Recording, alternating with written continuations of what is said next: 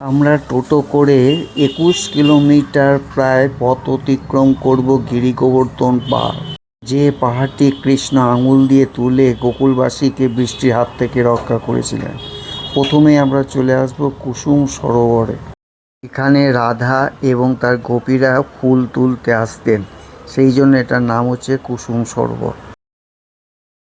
এরপরে আমরা চলে আসলাম গিরিরাজ মন্দিরে।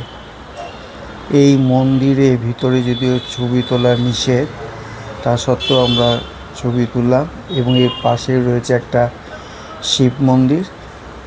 এই গিরিরাজ মন্দিরে আমরা একটু পুজো দেওয়ার ব্যবস্থা ছিল, তাই পুজো আমরা দিয়ে দিলাম।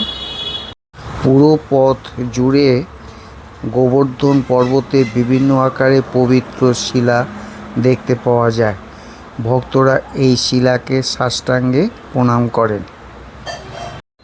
অনেক ভক্তকে দেখা যায় যারা শুয়ে শুয়ে পুরো ২১ কিলোমিটার পথ অতিক্রম করে।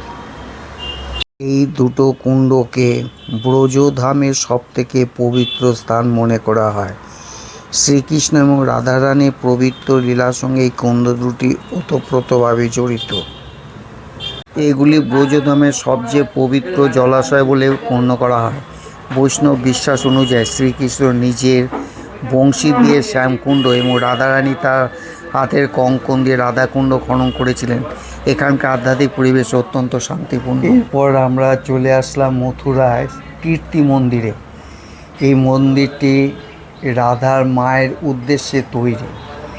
এই মন্দিরটি দেখতে অত্যন্ত সুন্দর এবং এর ভিতরে একটা বড় ধরনের ঝাড়বাতি রয়েছে।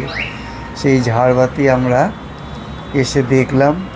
এখানে রাধা কৃষ্ণ এবং তার বিভিন্ন সময়কার ঘটনাগুলো মূর্তির সাহায্যে এখানে সুন্দরভাবে ফুটিয়ে তোলা হয়েছে। এই মন্দিরটি দর্শন করলে নিজের মনও ভরে যাবে। কাজে আমরা এই মন্দিরটি বেশ অনেকক্ষণ ধরেই দর্শন করে উপভোগ করলাম এই কীর্তি মন্দিরটি। এরপরে আমরা চলে আসলাম বার্সানাতে, লাডলি রাধার ছোটোবেলাকার স্থান। এখানে একটু উঁচু পাহাড়ের উপর উঠে এই মন্দিরটি দর্শন করতে হয় এবং এখানে প্রচণ্ড ভিড় হয়। এখানে রাধা ও কৃষ্ণের উভয়েরই মূর্তি রয়েছে এবং মূর্তিগুলো দেখা যাচ্ছে। আজকের মতোই আমার এই ভিডিওটি শেষ হলো। শেয়ার করবেন।